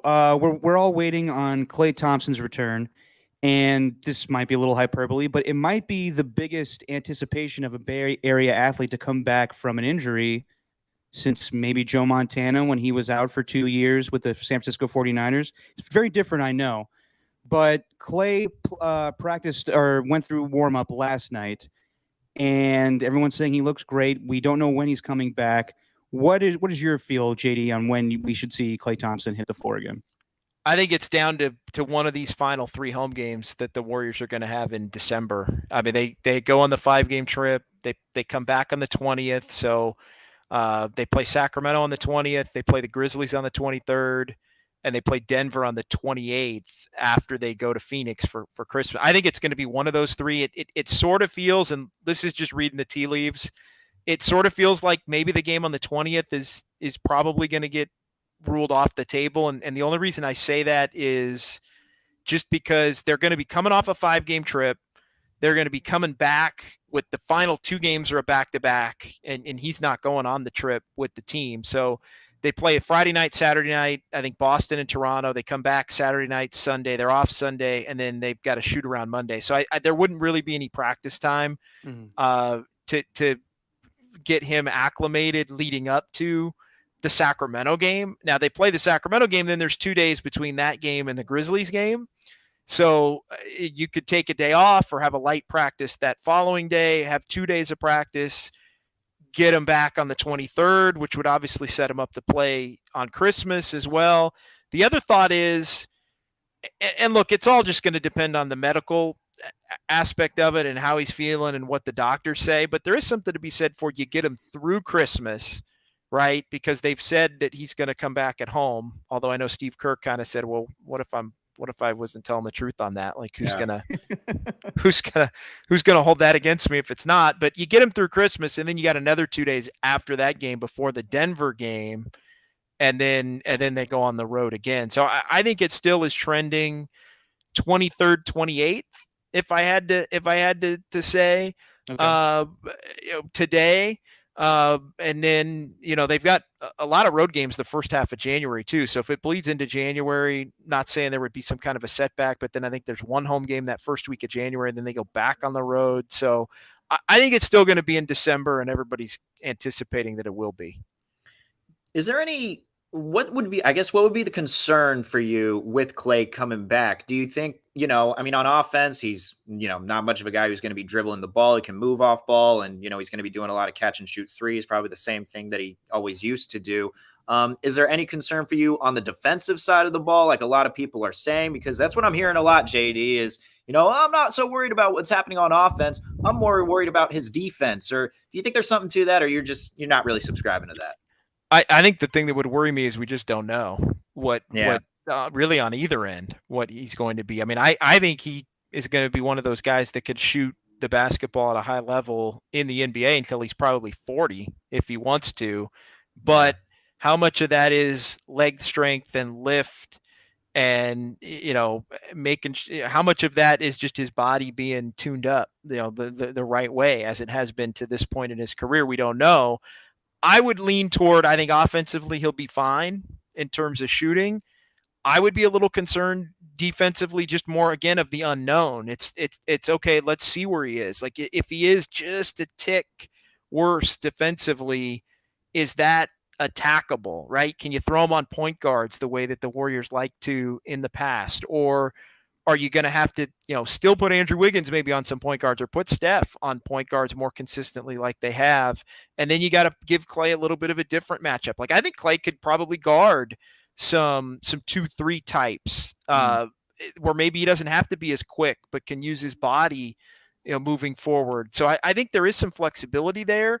The only way that this thing gets problematic though, guys, and I've said this as far as his return, is if he's clearly not what he was, right? If he is clearly not the guy for this year, I mean, it's going to be year to year, because I think we're really not going to know for sure if he's not the guy or not capable of being what he was until probably sometime next year for sure. But if he's not the guy this season, I would say the only way the Warriors get into trouble is where they feel an obligation to play him because he's Klay Thompson at a level that maybe his body or his ability for right now don't warrant it. Like you can see he's attackable. You can see that teams are going at him, or that he's maybe a step slow or not quite where he was, but he's still Klay Thompson. So he's gonna at some point play his 30, 35 minutes a game. And it winds up hurting you because the opponent knows he's just going to be out there. Steven told me that the feeling lately is that James Wiseman is closer to playing in 2022 than this season. So would you say that you expect him to play in 2021, or in the words of Pedro Guerrero, no, man, it's going to be 2022? You got it wrong, man. It's going to be, it's going to be. It's a little inside joke. It's going to be 2022. I mean, Seeker had said as much, that it's going to be, in all likelihood, it's going, I mean, maybe an outside chance, but I mean, to me, it's patience with Wiseman still. Like they don't, I mean, here's the rat on the table with that. They don't need him right now. Like they really don't need him right now. And I don't think that people should be putting so much on his plate that like he's going to come back and be going toe to toe with Joel Embiid or DeAndre Ayton or Jokic. Like, does anybody really think he's going to be doing that? I mean, when he does come back, he's going to be playing about 15 minutes a game, probably 6 to 8 minutes in each half. And they're going to try to work him up. Like, I just don't see a major role for James Wiseman this year. Doesn't mean he's not going to wind up being a hell of a player down the line, but I just don't like, I would slow the roll a little bit on the expectation level as far as a return and what he'll be able to provide.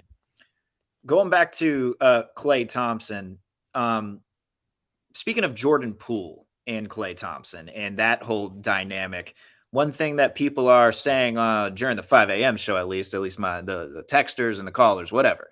Some people are worried that, if Jordan Poole and when Jordan Poole inevitably gets benched for Klay Thompson, if Klay is back to being Klay, that Jordan Poole's not going to handle that too well, because Jordan Poole's been playing very well lately. I mean, last night wasn't that great from three, but he was still at least getting to the hoop and being able to score that way. So scoring in different fashion.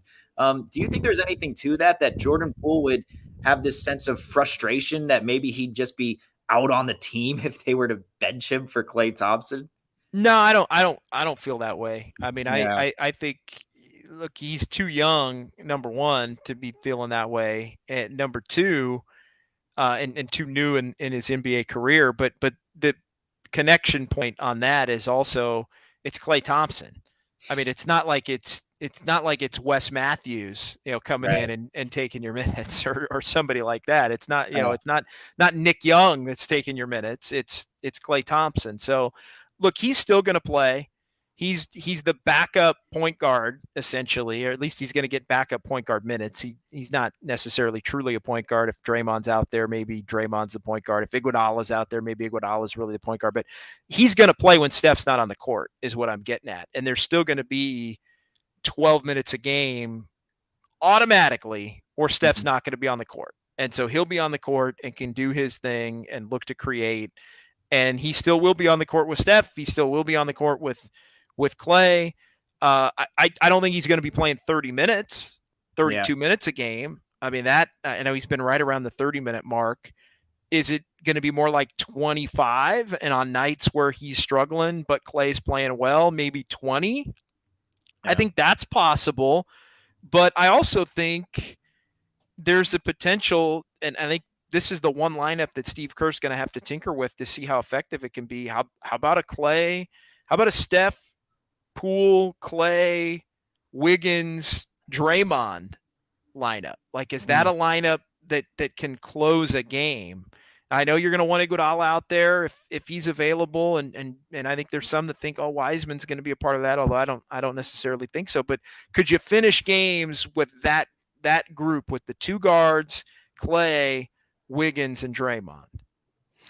Last Warriors question for me. What do you think about the team right now? Do you get the feeling and the sense that this is a very similar team to the championship teams?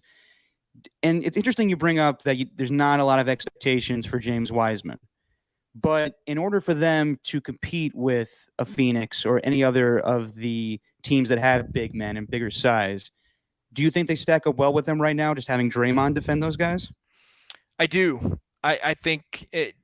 Look, I think they can win the championship this year, and it's them and Phoenix, and we'll see about Utah. Maybe the Lakers get into that conversation at some point. They've been god awful to this point, but we'll see what the finished product looks like. They're clearly going to be trying to get the 4 seed, I think, is what the Lakers are going to be trying. So maybe the Lakers are in that conversation. In the East, it's Milwaukee and Brooklyn and Milwaukee. I don't think we should dismiss Brooklyn like they can't get to the finals or even win a series. Although we did see that the Warriors had an ability to shut down Durant and to make life difficult on Harden as much as they ever have in the past. So is Kyrie going to come back at some point? Doesn't seem like it. Would that help? I think it would. It'd be somebody else the Warriors would have to guard. So I actually think, in the context of that being a finals matchup, Kyrie would help Brooklyn. But can they defend at a high enough level? I would tend to say probably not. So I think right now we're talking about 5 teams that can win a title. And maybe Miami wants to work their way in. Maybe the Lakers, Utah. I think Utah's really good, but are they gonna win in the playoffs? Like, are they gonna beat the Lakers in a playoff series? If the Lakers are right, are they gonna beat Phoenix? If Phoenix is right, are they gonna beat the Warriors? I'd probably pick all of those teams over Utah in a playoff series. So, I think the Warriors have as good a chance as anybody, and they do have it rolling. They do have the mojo of a team. I'm not going to say they're as good. I don't think the league is as good.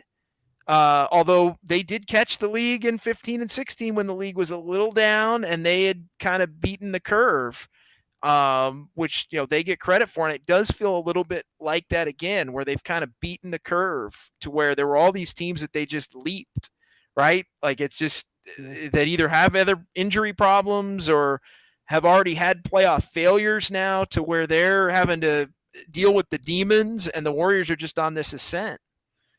And there's one more I got, because I agree with you. It feels like with the NBA, there's just so many good players, maybe 2-3 good players on a team that are fun to watch. But overall, these other teams, they're just not, besides the Suns that you're mentioning and the Jazz in the Western Conference, it just doesn't feel like there are many good teams overall, because of course there are more than just 2 or 3 players that need to perform.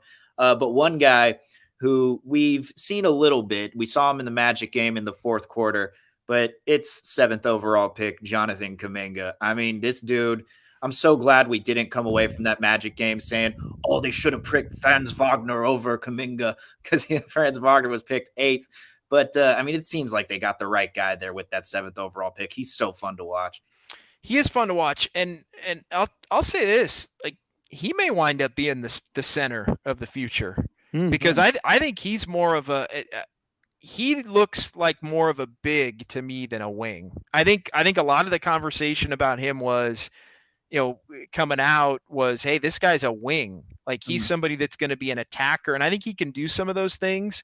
But to me, if you look at just the rest of this team, like, what if you had a developed Kamenga with Draymond and the lob threat there with him, and then Wiggins and Clay and Steph? Like, in some ways, there's a part of me that wonders if a year from now, 2 years from now, we're talking about, oh, Kaminga's the 5th guy, or Kaminga's the final piece. And maybe even this year, believe it or not, not for significant minutes, but could he be somebody that if Looney falters or finds his way hurt, could Kamenga get more rotation play. So look, and again, I'm not saying that to limit his future ability either. I just think he may be more quickly playable in bigger moments or in playoff series compared to even Wiseman as this team tries to maybe win a championship this year or even next year. Interesting. All right, that's enough. A whole lot Warriors better for a about second. Kamenga through his 19-year-old season than I was about Wiseman, JD. I That's got true. to be honest. And it just his versatility is athletic. Like Kaminga's versatility in terms of just athleticism, and like he could guard a 3, a 4, a 5, no problem. He's he likes to go up and dunk the ball. Like you could throw lobs to him and different. I think he's got. There's something to his game to where I think he plays as a small ball 5, maybe the best. All right, that's enough Warriors for right now. Let's talk about you, John Dickinson, JD. Oh, no. Nobody wants to know about me. Yeah, we do. This is part of the podcast. When we have people come on, we talk about how they got started in the industry. So how did you get to become the super reporter that you are today? What made you get into love of basketball and sports, and how are you the reporter that you are today? Well, it's honestly, it's not just basketball. It's everything. The love of sports came from really probably going to the first game that I ever went to as a kid. I always tell people 1989 was a big year for me. And this is going back to when I was, literally 8 years old in 1989 and went to my first NBA game in 89. As you guys know, grew up in Sacramento. So it was a Kings Milwaukee Bucks game. And I always joke that the leading scorer, and it actually ties together, the leading scorer, the Kings lost because they always lost back then, just as they do now. The leading scorer for the Kings that night, though, was Kenny Smith. Wow. Kenny the Jet Smith was the leading. I think he was in his second or third year in the league, drafted by Sacramento. I know he's told the story. Bill Russell was the coach of the Kings when Kenny Smith, and the GM, I believe, when he was drafted. This was a couple of years after that, but I fell in love with the game of basketball, like literally that night, sitting in the upper deck at the old Arco Arena. It was unbelievable, the atmosphere and people into it. And what is that? I want to watch more of it. I want to play it. And so I got into playing. I played in high school. Not beyond that. I was never going to be some great player, but from that, I went to my first baseball game that year in 89 as an 8. So I got a little bit of a later start, maybe in terms of going to games. I know everybody's family situation is different, but I think my dad especially, and my parents, I think wanted me to be able to understand what was going on more. But, by the time I went. And so I went to a Giants game in 89, an A's game in 89. Obviously they end up playing each other in the World Series later that year. So I'm hooked at that point to baseball. And then, the 49ers were, back-to-back Super Bowl, champions, right? And that, I remember that same year, it was a couple of days before my first the game that I went to in 89 in the NBA was the Super Bowl. It was January of 89. So I remember watching the 49er Bengal Super Bowl with Joe Montana to John Taylor. Like I remember still. So 89 was the year where I fell in love with sports and wanted to, and then you fast forward to, playing as a kid and playing throughout high school. And obviously the realization that we all come to that, hey, I'm not going to be good enough to be a professional or even a college player. So it's a hard feeling. I'm going to have to do. It was an easy transition for me on that front, but I want to be in it. And I thought, boy, I'd love to be. I always thought writing first, to be honest. Like I want to be. I was a school newspaper nerd back in the day, and thought, hey, writing was going to be the way to go. But it actually ties back to a buddy of mine that I went to high school with and played high school basketball with, who was interning at a radio station in Sacramento when I was in college. So we were both junior college route first, then to Sac State for me. But it was at the junior college, American River College, where I was taking some classes my first year, and I met this guy who ended up marrying a girl. He was a couple years older. He ended up marrying a girl and that I was friends with in my class. And he said, "Hey, I'm an intern at the radio station, which was real close to college. They're looking for people. Do you want to, do you want me to give him your name? Like, I know you're interested in everything." I said, "Oh, hell yeah, give him my name." And so I ended up going interning for a semester and just refusing to leave. Basically, I said, "Hey, well, my semester's up and I can't get credit anymore and you can't pay me, but do you mind just keeping me around?" And the producer at the time, a guy by the name of Jeff Kramer, he's like, "Sure, we'll keep you around off the books. Like, why not? You can keep answering phones. You can keep, help. You can keep showing up, basically."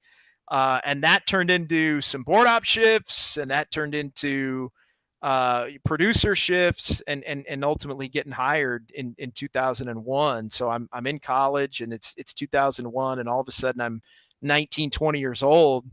And I'm, producing on the weekend and, that all that grind that you guys know very well. Yeah. But at that point, the shift for me was more toward, I don't know that I want to be a writer because I'm a perfectionist, right? Like I want to get everything right. I want to make sure that I've got my opinion fully buttoned up. And I'd get a lot of anxiety writing. Like every word's got to be perfect. Every paragraph's got to be perfect. What if this contradicts that? And the one thing I realized was if you're on the radio or you're talking about stuff, you can just explain what you mean, right? Mm-hmm. And if you're interacting with people and maybe you miss a point or something doesn't come off clear, or somebody says, "Hey, wait a minute, you said this," you actually have the ability to communicate in real time and explain what you meant. So at that point, I thought, boy, I think radio might be a little bit more for me.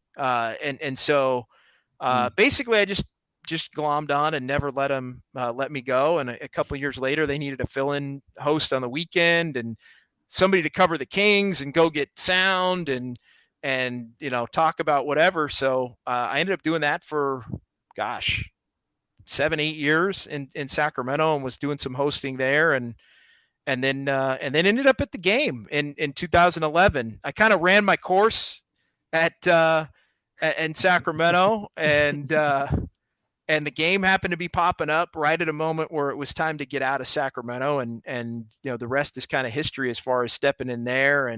But I do think I needed to make that jump because bigger market, all that, whatever. But it was just closer. It was more. I wanted to cover the Giants and the 49ers and the Raiders and the Warriors and the A's. And, I love basketball.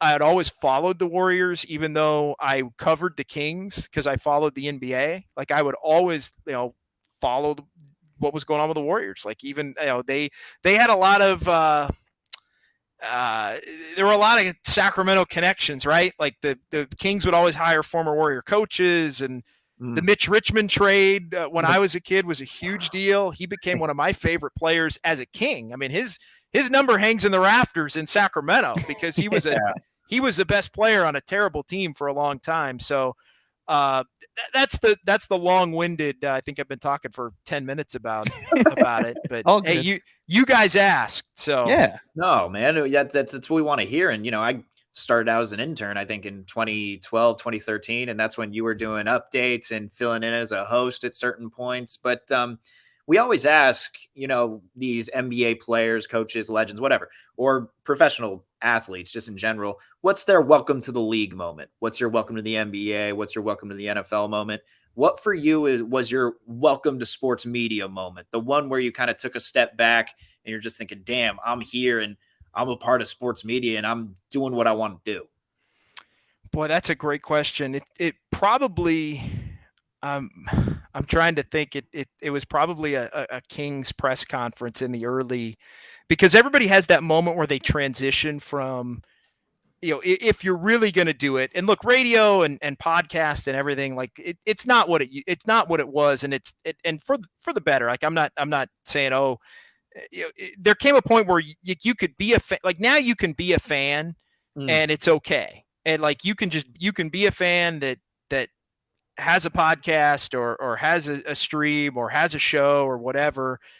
And back then it was a little bit more, it kind of frowned upon of, hey, you can, unless you were a big shot, right? Like, or working for a team, you really couldn't come on and be a fanboy, right? You especially couldn't cover a team where you were going to be talking about them and come off that way. Like, you could be a fan, but if you're going to be in the locker room or you're going to be in the press conference, you better treat it as if you're one of the beat writers or one of the columnists, right? Because if you treat it another way, you're going to come off kind of like a joke to the true professionals. And so I think the Kings teams of the early 2000s were kind of the transition for me, because I grew up, in high school rooting for them and like with my buddies, but then all of a sudden it was like I was covering them, and I'm in the press conference and I'm asking Rick Adelman about shot selection,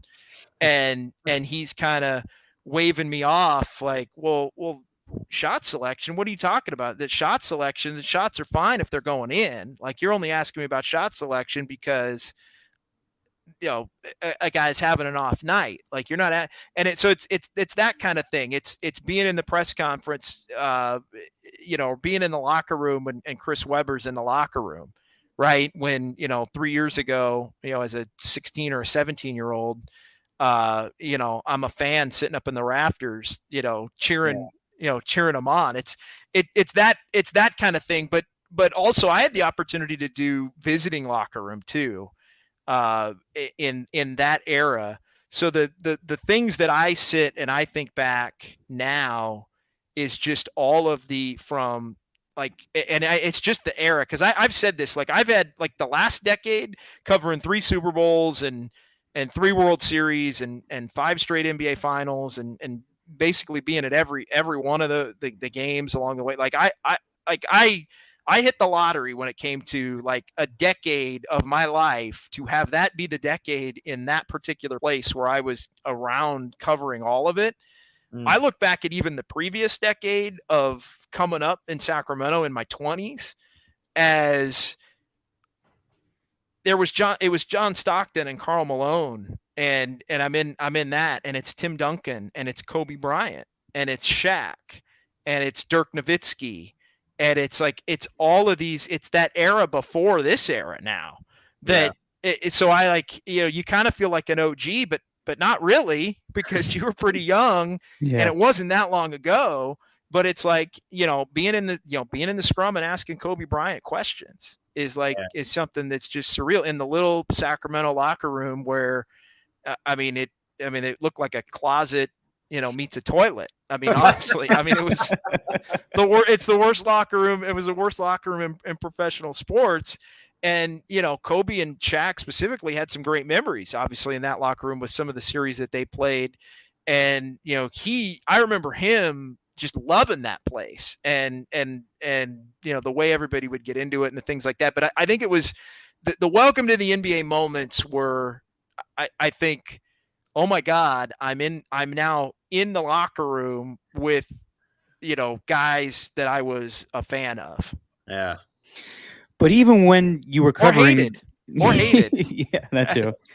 When you were covering the Kings of the early 2000s, you still were a fan. So did you have to go like when it was probably the most devastating thing when they lost to the Lakers at the Western Conference Finals? But did you have to then put on your professional hat and just be like, I can't show my true emotion here? Because I'm sure it was devastating. Yes, and that was the first year that I had a credential and was able to go down and cover games and be in the press conference and be in the locker room. That was the first year. I was 21 at that point.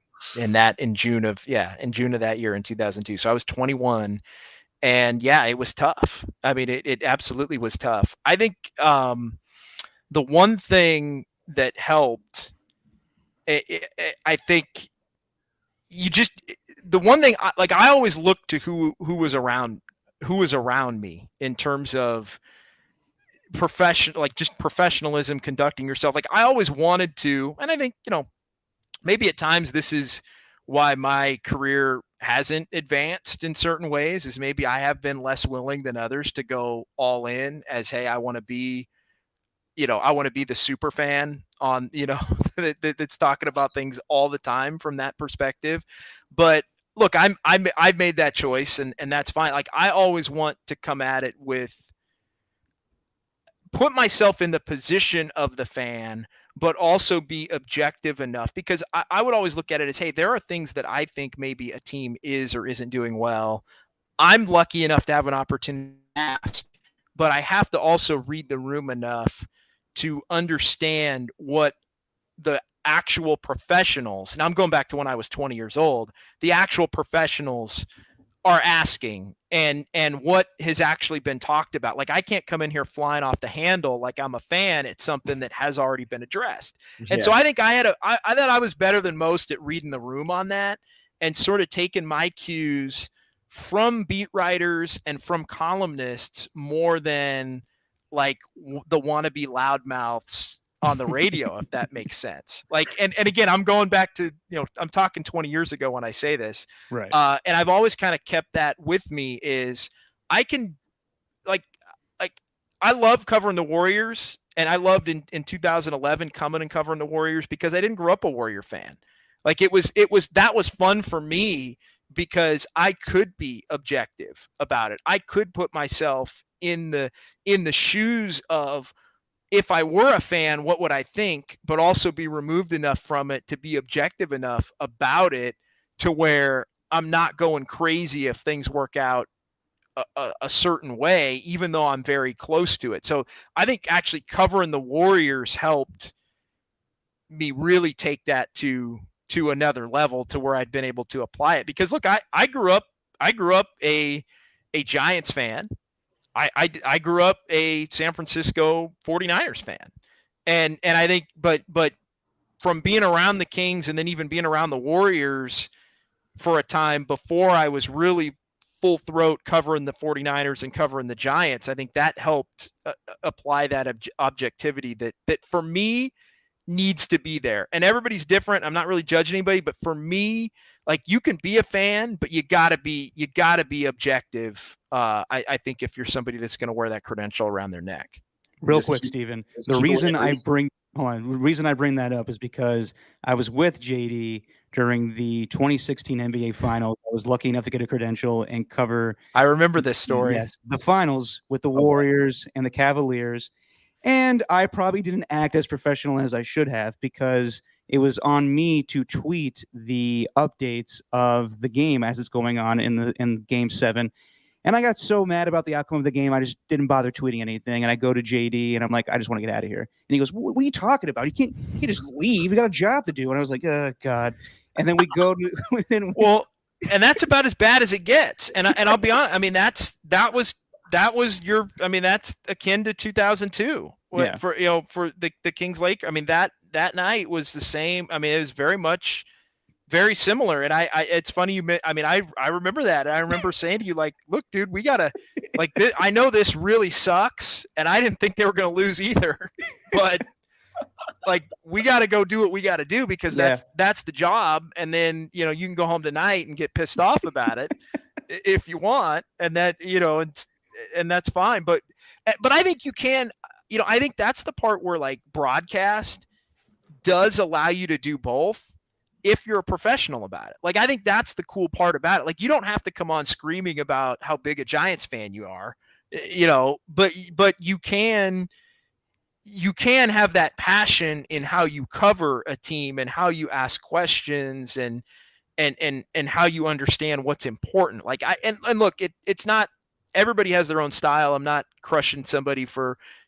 having a different way of going about it, but that's just always the way that I've, believed in going about it. And I think that works best for me. Try to be objective, but use your history as a fan. Like, because if you're a beat writer, you really can't do that.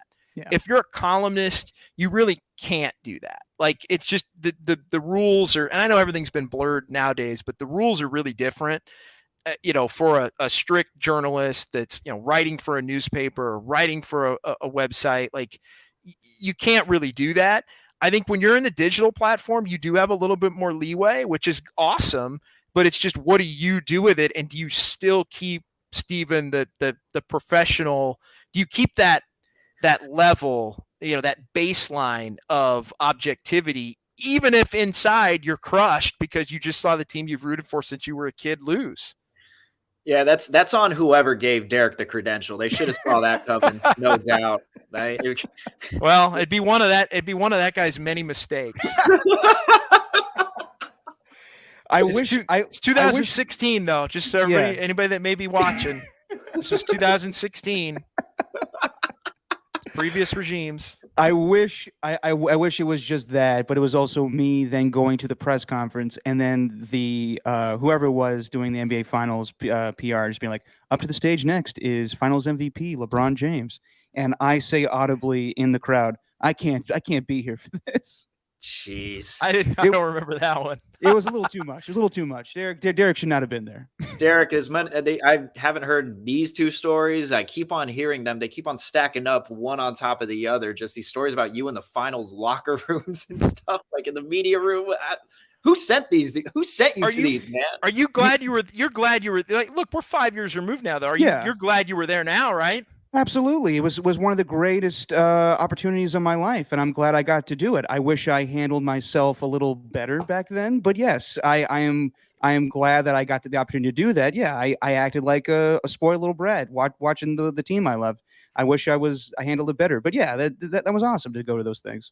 Yeah, and look, I'm not crushing you for it. I mean, you should though. But you learn. No, but the thing is, you just like it. I also think, and this, forget about the journalism etiquette or whatever, like forget about all of that. Like, you got to go through, I think I'm just speaking as the fan here. Like, you got to go through some heartbreak. And look, the Warriors I know sucked forever. So if you're a Warriors fan of any of our ages, all right, you obviously know suckage, right?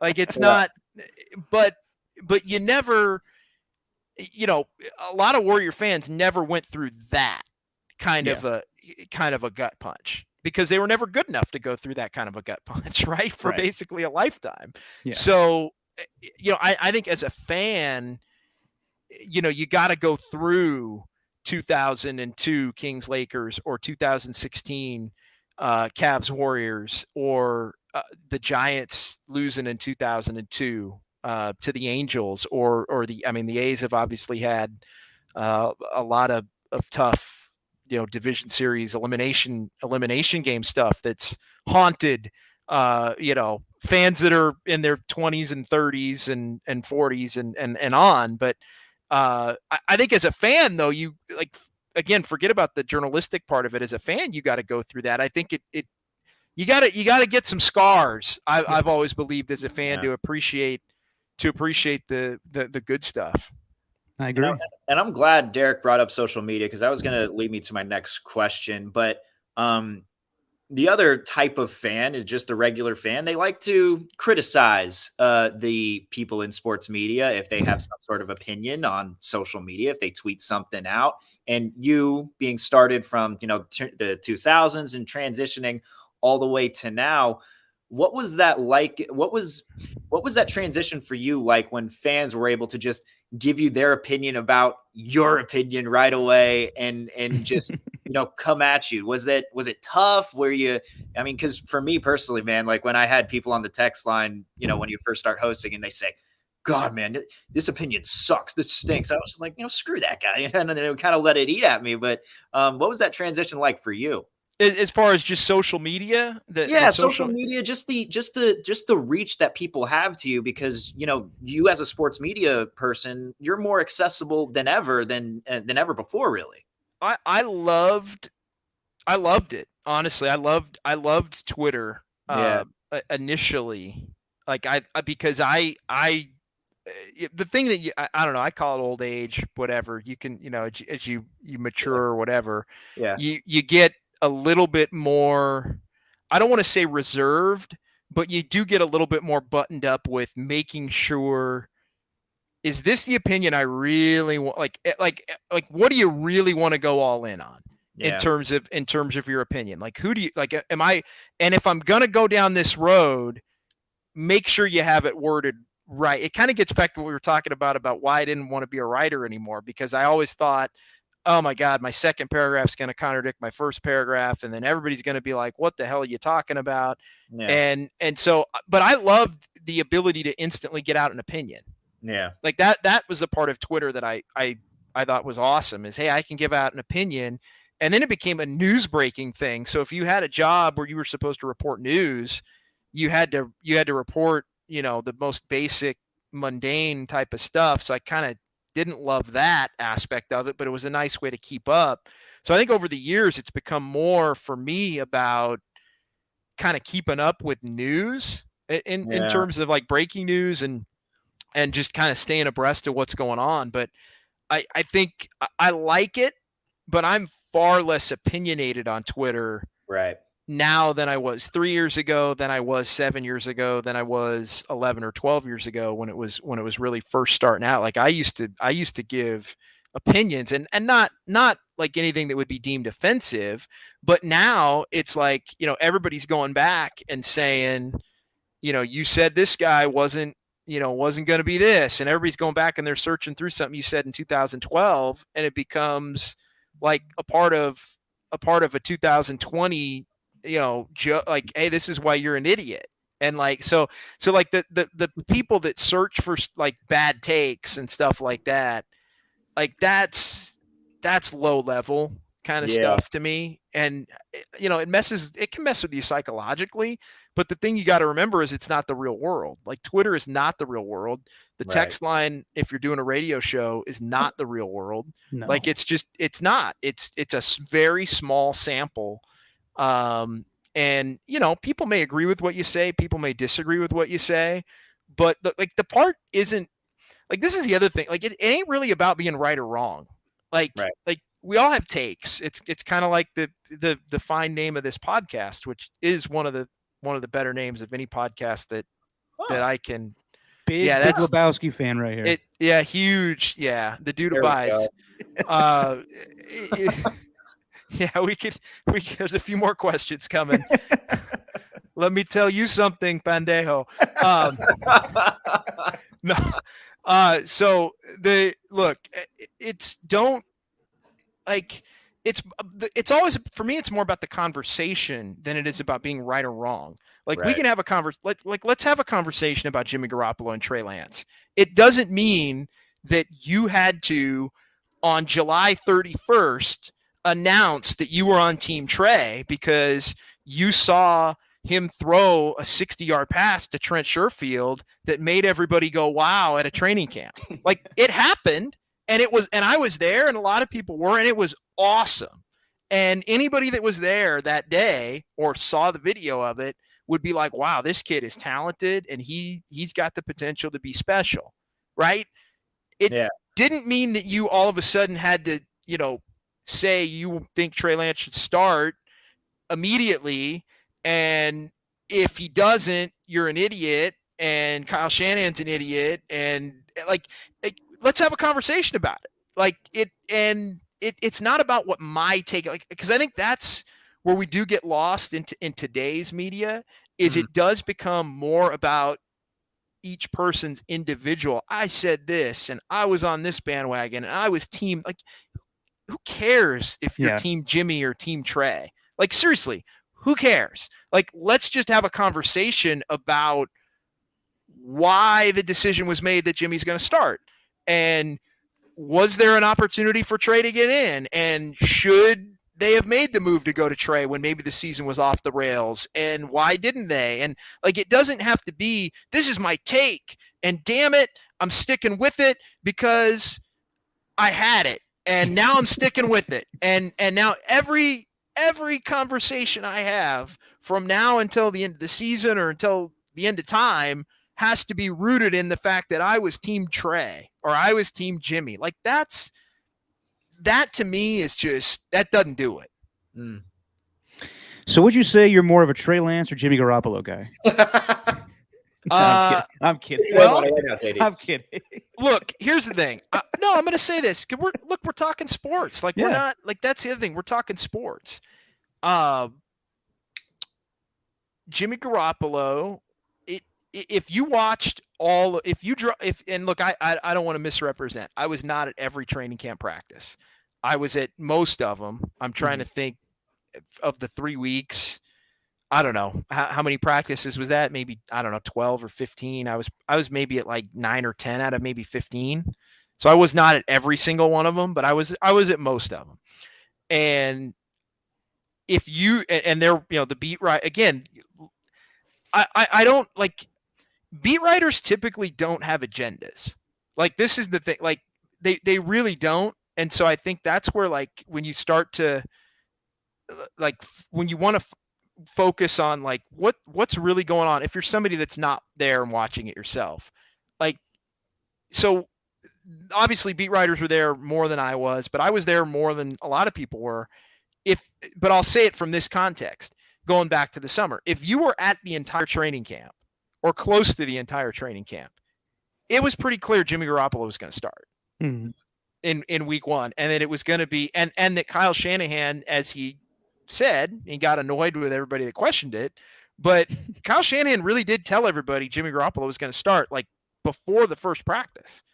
And then he got a little weirdly, obsessively annoyed that he didn't want to keep repeating it, or he didn't want to confirm it over and over and over. And then that became, the media hard-headed, JD. What's that? He called the media hard-headed to their face. Yeah, and I think Kyle does, like, come on, Kyle, just say Jimmy's going to be the guy. Like, I don't think that's, like, some of that's on him, honestly. But if you watched training camp, you knew it was going to be Garoppolo. Yeah. And at that point, and so, like, I'll take it from that point, and now I'll take it, and there's ton of great conversation about the in-between, which we can, or we don't have to get into it, or we can. It's up to you guys, your podcast. But as we look at it now, like, clearly, at this team 6-6 as we're recording this, clearly Kyle Shanahan believes that if Trey Lance had started from week 1 or had taken over in week 4 or 5, clearly he believes they would be worse. So, I mean, that's like, so it's not, because you hear, the one thing that does drive me crazy right now is you hear they're 6-6. Trey Lance could have been 6-6. Well, how do we know that? Like, no, we don't know that. It's a massive hypothetical. Like, we don't know that. And again, there's a discussion to be had about that. But if you're somebody that believes Kyle Shanahan is a genius and he's, this great football mind, and he's an elite head coach, and you as a fan have put your trust in Kyle Shanahan, where I go crazy is, you're somebody that says that, but then you get ticked off when he sticks with Jimmy Garoppolo, because it's, if you're trusting Kyle Shanahan's telling you that Jimmy Garoppolo is the better option right now. So, but it's almost as if fans want, and some in the media, I'll say the fan-ish media, it's like they want, because there is a category of that. I mean, that is a category. No, I agree. I 100% agree. Again, I'm not knocking it. It's just, there's different categories of media now but they think it's almost as if they want Kyle Shanahan to be the genius, but it's their image of what that really is in their head, which is, no, you're the offensive genius and the guru, and you're the guy, but you need to do it with Trey if you're that guy. Like, so it's almost as if, and that's the part that's it's the fan image of what they believe Kyle Shanahan should be at his core, even though Kyle Shanahan has told everybody every single week exactly who he is, and that's why Jimmy Garoppolo's continued to start. Yes or no, JD? Did you think that Kyle Shanahan really wanted to draft Trey Lance? Yes. I don't think so. That's just my opinion, man. It's his opinion, man. Well, and that's great. I mean, so you think he wanted Mac Jones and got talked out of it by who? By everybody else. And I don't disagree. And again, I'm not disagreeing. Look, and the reason I say I don't think that is because if that's true, if that's true, then this whole thing is done. Like, it's over. Like, if Kyle Shanahan wanted to pick Mac Jones, and I don't know, but if he wanted to pick Mac Jones and he got talked out of it by John Lynch, by Parag, by Adam Peter, by anybody else in the, whoever else was there, right? Jed York, whoever, right? it's over. Like, Yeah. like the jig is up Right.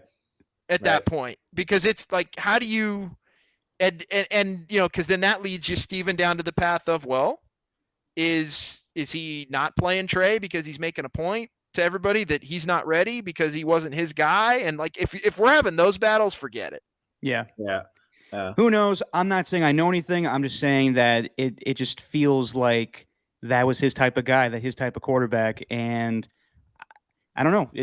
It very well could be that he wanted Trey Lance from the get-go, but it's going to be a process. It's not going to be just, he's going to start right away. He barely played in college. I like Mac Jones. I do too.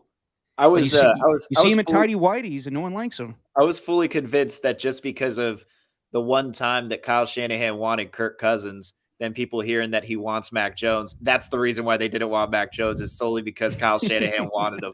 Like, that's the reason why. They didn't watch him at Alabama. They didn't watch every snap. They don't know what he's really going to do. I will say this, guy. I mean, I think if Mac Jones had been the pick, and I said this at the time, it would have been very difficult for Mac Jones to play quarterback for the 49ers because he would have been so hated. Now, I'm not saying that's a reason to not pick him. Yeah. If that's the guy that you think is the best option, but he would have been so, I mean, the microscope, and look, I mean, you guys watch the league. I mean, he's been solid for the Patriots, and Belichick's doing a great job, and they're doing a lot of simple things for him, but he's still thrown some bad interceptions. And they early in the year he had some bad interceptions that were a part of the story as to why they were losing too. So if he had done that here, and the belief was that they had left a couple wins on the table, and I mean, I think it would have been ugly. I think he throws a pick six in the first or second home game. If he's the starter, he's getting booed off the field, and it's like really ugly. But I don't doubt for a second that the offense runs more smoothly with Mac Jones as opposed to Jimmy Garoppolo or Trey Lance right now. I think it's That's possible. just me. That's possible. I think it's possible. Yeah. JD, we kept you way too long, my friend. Thank you so much for spending time for us. We definitely got to do this again, man. All right. Appreciate it. Definitely. I won't be a half hour late next time. Don't worry about it, man. It's all good. It's all good. And I'm gonna need more media credential Derek stories if there are any more from the No, man. We don't need those stories. No, man. We'll dig those up. I'll dig those up. I'll come up with at least 5. All right, man. Thank you so much for joining us, man. See you guys. Later, JD. All right, man, that was great. Oh, that was awesome. Yeah. All right. I can tell this is some the stories. part where I got to kick them from the studio. Yeah, unfortunately. Whatever. But it was great. Better late than never, I say. And I could tell some stories about JD and buying a lot of martinis at Lake Chalet in Oakland during Warriors parades. Oh yeah. Big gin and those were good tonic times. guy, I think. What's up? I think he's a big gin and tonic guy He too. is. Yep. At your going away party, it was the gin and tonics that were flowing that day. Yes. Yes. And the next time we get JD on, we ran into the course of time here, but we definitely got to ask him about he and my pops got after it in Oklahoma during the Western Conference Finals, and they always have great stories about where they traveled during the NBA playoffs and stuff. So I definitely got to get some dirt on my dad and some of the stuff that they got into. No doubt. All right, man. We did our picks, and looks like yours is looking good right now with the Vikings having a 16-0 lead on the Steelers. As I speak, Harrison Smith just sacked the shit out of Ben Roethlisberger. So, damn, how late are you? Am I late? A little bit. All right. We'll let people watch the game. Mine's a little more forward than you are. I got the big old punter for the Steelers right now, but I saw that Dalvin Cook touchdown. Maybe you're behind. Steven. You ever think of that? Well, I can't be because the Vikings are about to go out on offense. Maybe I am behind. All right. Yeah, regardless, you are definitely behind because I just showed on slow-mo replay. But when I saw Dalvin Cook bounce to the outside and run for 25 yards for a touchdown or whatever that was, I almost wanted to just if JD wasn't talking, I would have just shoved it right in your face. Fine, Steven. Go ahead. All right, man. This has been a fun pod. We talked a lot about we went all over the place. We talked about Jonah Hill. We talked about the Beatles. We talked about John Dickinson, and it was a great time. And we'll do it again on Tuesday. But until then, everybody, Steven, say what you always say, my friend. Just our opinion. Yeah. And like that, we're gone.